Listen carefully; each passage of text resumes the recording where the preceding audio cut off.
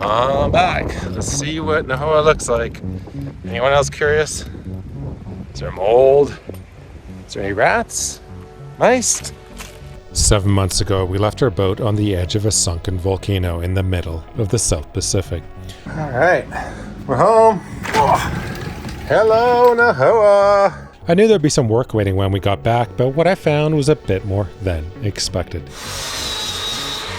Holy shit, there's a crack in it. That is the start of having the whole hull go underwater. Ah. The stakes are high for two reasons. First, this place is remote, like days from anywhere remote. That means no mechanic, no electrician, no machine shop. Break off a bolt out here and you're up shit creek. Except there's no creek. Just an atoll, a reef, and a whole lot of nothing. This refit has just gone from mediocre to worse. Second, we're planning to carry our family over 2,500 nautical miles from Tahiti all the way down to New Zealand. At 5 knots, that's over 20 days at sea. Just our precious cargo, the vast Pacific, and this boat, which better be damn seaworthy. But let's back up. We've just spent 7 months in Canada, taking care of some important healthcare for our daughter and finding a bit of stability after nearly 10 years of sailing around the world. We have had the most amazing time in Canada this winter. Skiing. Our kids are getting it. It is unbelievable. It was the pause we needed, but now it's time to return back to the tropics, back to the boat, and back to our life that we love.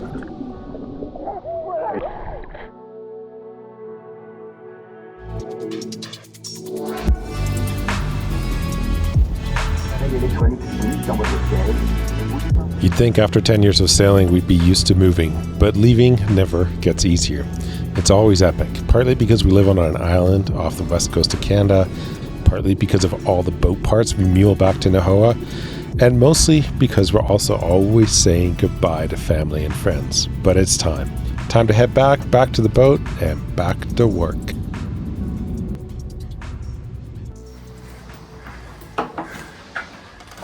Guys, I'm in Tahiti in this little room. Check it out.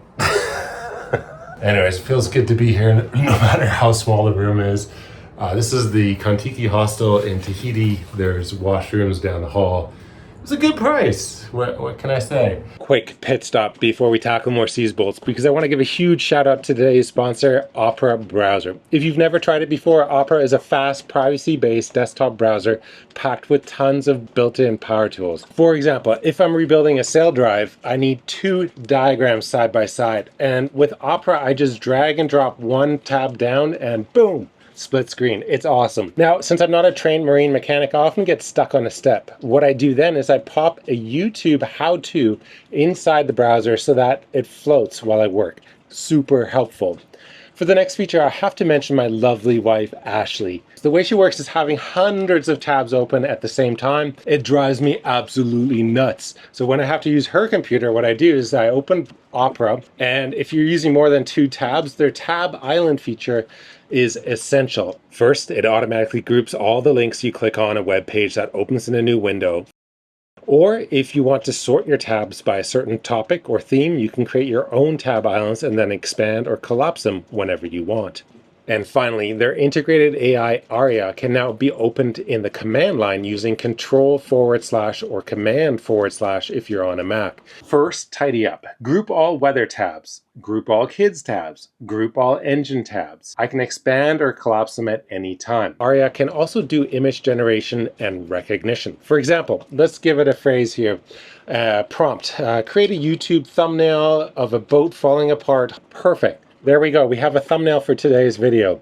Grab Opera with my link below, pin it to your taskbar, and let your projects run smoother, whether they're boat related or otherwise. Now back to that seas bolt. Ashley's calling. I'm actually going to tell her a little here. Hold on. Let me answer this call from Ashley. Hi. They put me in jail.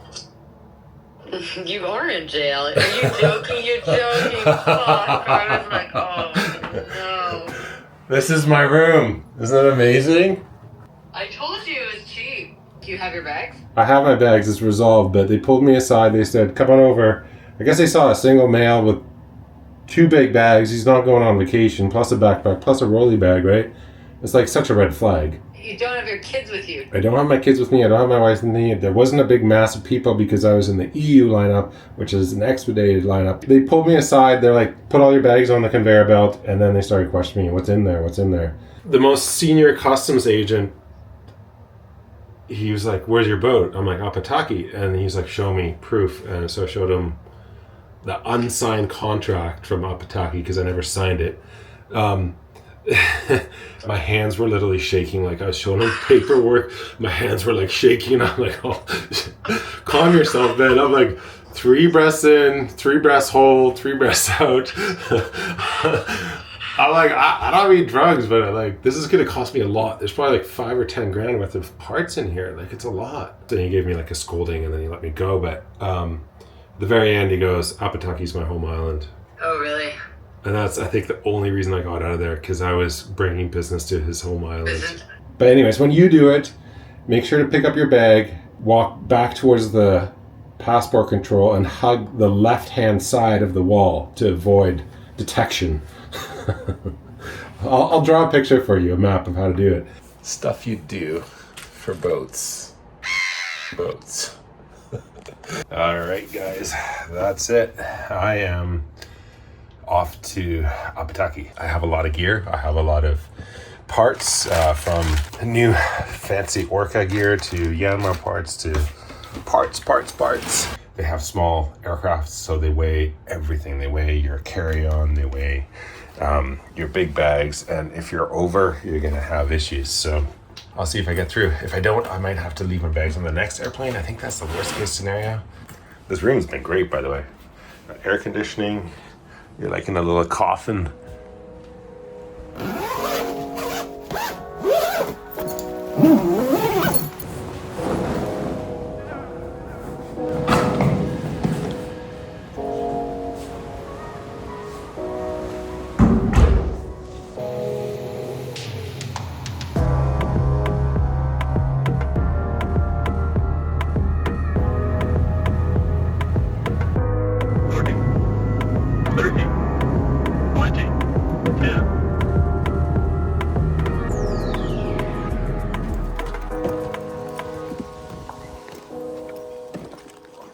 So that right there is the welcome that you get here in Apataki. I literally just got dropped off with my bags by the local police. What a wonderful place, so cool. I'm trying to get enough food for the next 2 weeks basically, so this is what I'm gonna live off of. I found buns, I found nuts. You know, you never know what you get in these islands, but I don't know, found some yeast, some flour. The town of Apataki, where I'm in right now, is where the airport is, and then yeah, it takes like 10 miles to get up there, which is what's that, like an hour and a half by big boat. So it's a bit far to go by dinghy, which is why I ended up buying all the groceries here. Anyways, what a wonderful welcome. After 6 months in Canada, we're back, and this is what hits you first. That water. The kind of clarity that makes you forget everything else. Life moves slow here. Bikes are still a main mode of transport. People gut fish at the shoreline. Boats get hauled out with front loaders. No one's in a rush. There's no 5-year plan. Just today. Just now. And after months of concrete and cold, this place feels like an exhale. A reset. A slowdown. I'm soaking it in, the sounds, the smells, the simplicity. There's work ahead as always, but for now, just being back in the islands is enough. And the most perfect part? My ride to the boatyard is delayed. Delayed by 4 hours. Absolute perfection. So I don't know if you guys have ever seen this, but they actually have a harpoon right there. And what they do is they will go out in the open ocean and start driving around until they see a mahi-mahi or any other kind of fish. And they'll get out their harpoon and poon the thing without even putting down a line. They are excellent fishermen here. They have big reels because there's big fish. What's baby monkey doing here? I'm just watching. I'm waiting for the boat. I love you, Bodhi and Willa. Mousy is here too. Willa, I love you. Bodhi, I love you. We're waiting for you guys to come. Island time. You know, you kind of forget what island time's about, but you can't take a grudge against it because it's a wonderful thing. Because you get to slow down, watch the world go by. Anyways, this is Tony's boat. Tony is the grandson. It's like a third or fourth generation boatyard, and he drives this boat. I'm going to take one quick moment to marvel at this boat design. You see these all over French Polynesia, locally built fiberglass skiffs, affectionately known as fiber boats, and they're brilliant. The steering station is all the way up front, usually just a simple joystick linked to hydraulic steering, while the engine's mounted all the way in the back. That gives the driver full visibility for spotting coral heads, which is essential when you're threading the balmy strewn lagoons. And because the weight is aft, these things don't slam into waves. They ride through them, even in the typical 15 to 20 knot trade wind conditions. Simple, efficient, and nearly perfect for this environment. We can't help admire designs like this. Purpose-built, nothing extra, everything where it needs to be. And some of you may be wondering what's happening with our new expedition-style sailing catamaran. It's absolutely still happening. But with the design in its final stages and 14 to 18 month build time, we're moving back aboard Nahoa 1.0 for one last season. And it's going to be a good one.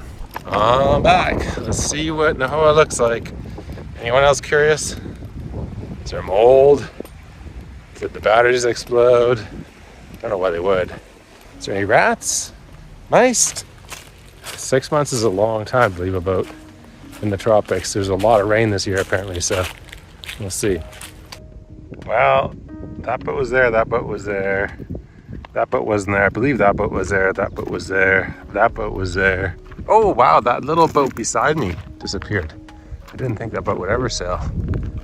There we go, we're back. Chain's pretty decent. Anchor's good. Dinghy's good.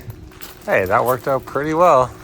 I like yards like this where you get your shit delivered via the backhoe bucket. It's genius. It just works. Some stuff just works. Merci.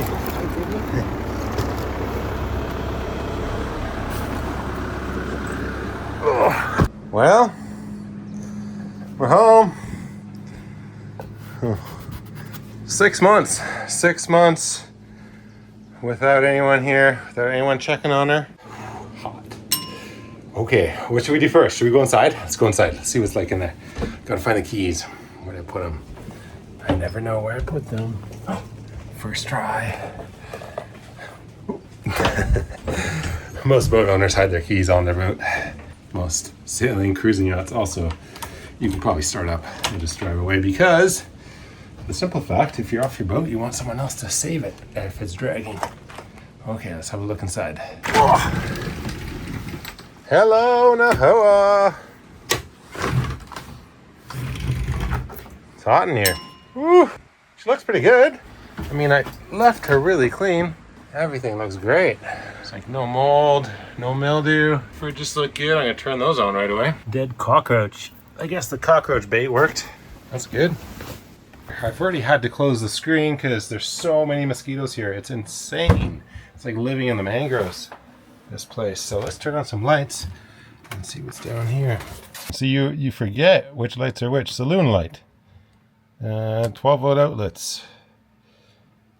Bilge pump, nope. And that's about it, I think. Yeah, there we go.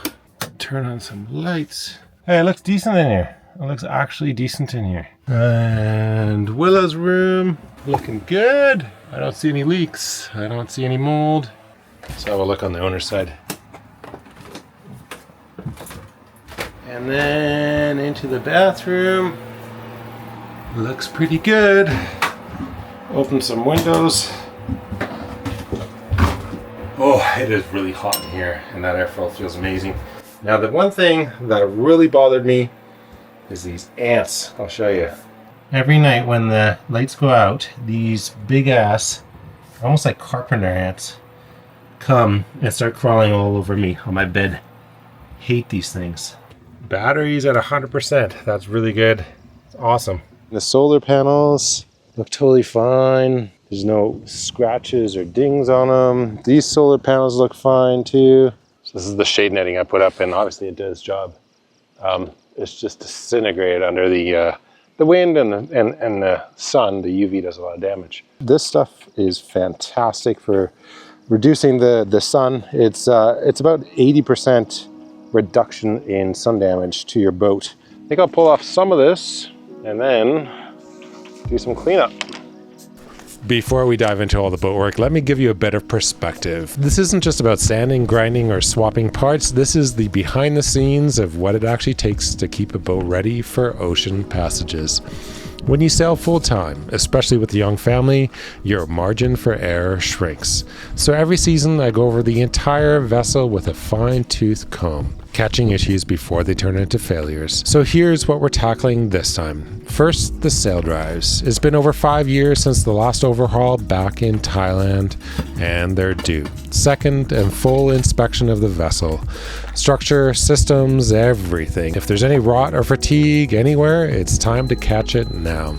Third, a long list of smaller repairs and upgrades. The stuff that just doesn't make the headlines, but matters just as much. These low fronds windlasses, they're fantastic and strong, but they're really old.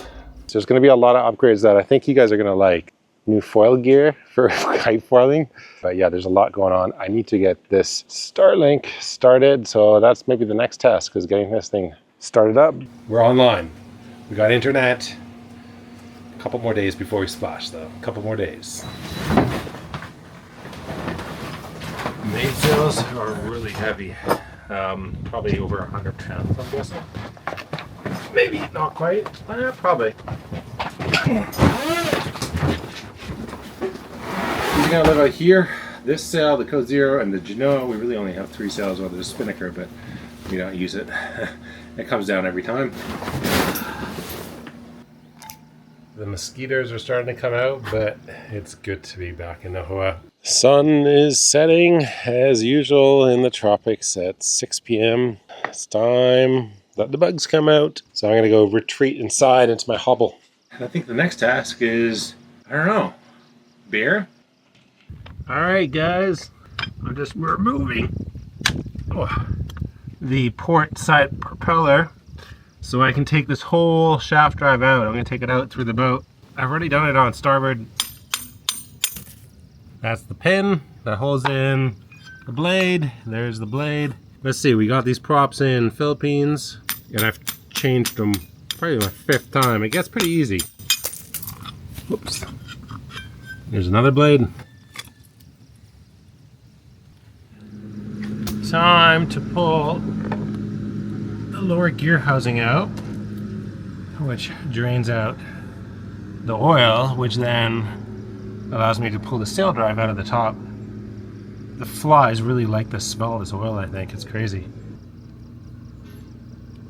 The oil actually looks pretty decent in the sail drive. It's not really milky. You always get a little bit of like gray in it because it's been standing and there's some condensation up there. I've never done this before, so it's kind of new to me. Bear with me as I stumble along as I get bitten. I should be able to just disconnect the sail drive from inside the boat and then pull it up through the boat, walk it to the after the boat and work it on there. I also have my handy dandy mosquito coil that goes everywhere with me. This is just a little lifesaver that I place beside me as I'm working. There's skeeters everywhere. Skeeters and flies. They love me.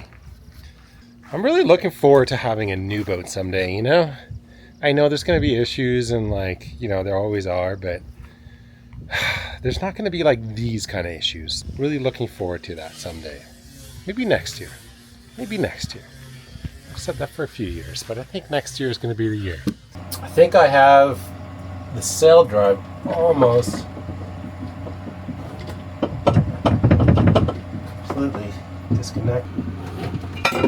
All right, 3 hours later, and I think I have the sail drive disconnected from the engine, disconnected from the hull, ready to move it out. It's actually lighter than you think. Oh, oh yeah, it's not that bad. Oh.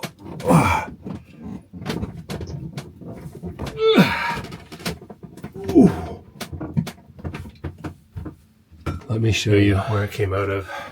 This is underwater. So the difference between the water coming in the boat or staying out is this rubber seal. That's called the diaphragm.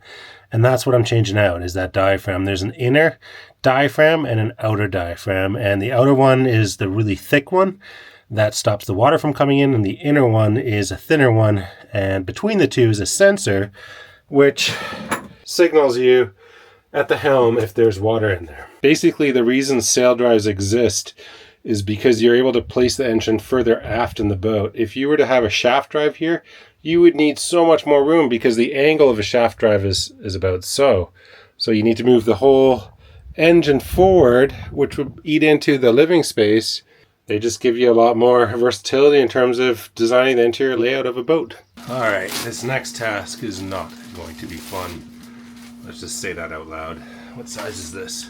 2XL. I bought a 2XL heavy duty coverall. What I have to do is go into that forward locker, the forward anchor locker, and basically grind out where there is some cracking and some holes in the interprotect and gel coat that is letting water through into the bulkhead and draining out into the starboard hull. But it's an enclosed space. There's not going to be a lot of wind in there. I'm going to point a air moving fan into there. It'll be hot, disgusting, and nasty.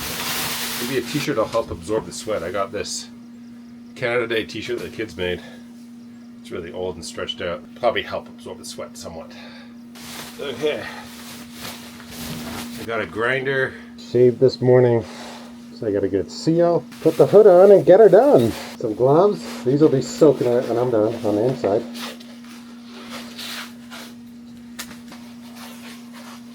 Alright, time to suit up. I found a little surprise behind the fresh water tank. Nothing catastrophic, but with some serious passages ahead, I'm not taking any chances.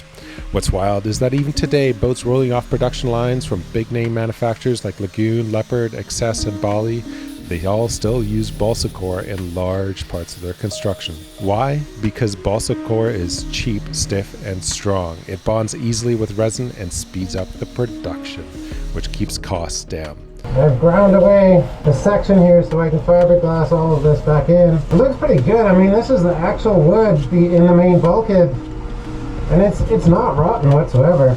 It's totally fine. Oh my goodness. Oh, the sweat coming out of everything is intense. Look at it, it's actually dripping sweat. Disgusting. Fiberglass work in the tropics might be some of the worst you can do, just because it's so sweaty. I'm gonna put up a sunshade up there because it's hot. You really slow down in the tropics. It's just so hot, brutally hot. I guess I'll turn the suit inside out so I can dry. Woo, it's hot. By the way, there is not anyone filming me. There's this feature called Face Track, and it moves the camera from side to side. It's kind of cool, hey? Sometimes it loses the subject, but for the most part, it works. How nice is this now? I should put this up from the beginning. That's how you do work in the tropics, with sunshades. Here's the catch to any organic material in a boat. It doesn't play well with moisture. One failed seal, one improperly bedded fitting, and that material can start to rot from the inside out. So I've been chiseling out these pieces. You can see that the wood's actually pretty dry in a lot of spots. I'm working my way along the bottom here. I have this moisture meter. The further down you go, the more it beeps. When you do that all the way along here, it's obviously wet along the whole bottom of this bulkhead.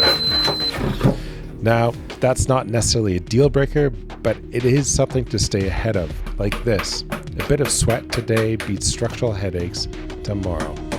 So I'm just going to take out a strip right here, and then I'm going to replace it with a piece of marine grade ply, and then glass it all together, sandwich it all together, and then more glass on the outside.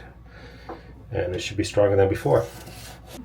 This is one of those jobs that probably no one will ever see, but kind of makes the boat safer. It's just part of maintenance of an old boat, you know. You gotta chase rot, you gotta get on top of it, you gotta make sure that it doesn't progress. All right, This is the first time I've ever taken a sail drive apart like this. That's the sail drive, that's the cockpit table, and I've never split one before, but that's today's mission. Let's crack it open and see what we're working with. 2 reasons I don't like sail drives. 1, they have leave a big hole in the boat if they get knocked off, causing the whole hull to sink. And 2, the raw water pickups are nefarious for getting clogged. And I'm looking at mine, and they are actually clogged. You can see a little bit through there, but there's a lot of clogging in there, and you can't even see any daylight through there. Yeah, it's literally like shells and mussels and shit growing in there. Well, that's better.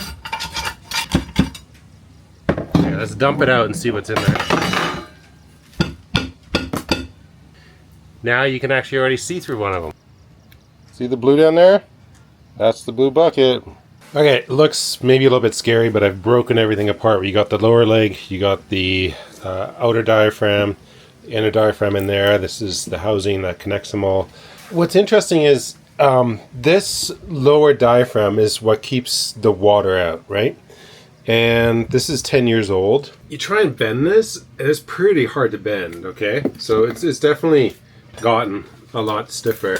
If you take the brand new one over here, see how easy that is to bend? It's still nice and flexible. And then I started looking a little bit closer at this one. And I noticed, holy shit, there's actually a crack in it. Look at this. Can you see that right there? That's a pretty big crack. So I don't know how far through that is, but it's definitely there. There's obviously a shell that was right there, or an oyster or whatever, but you can just see how brittle that is.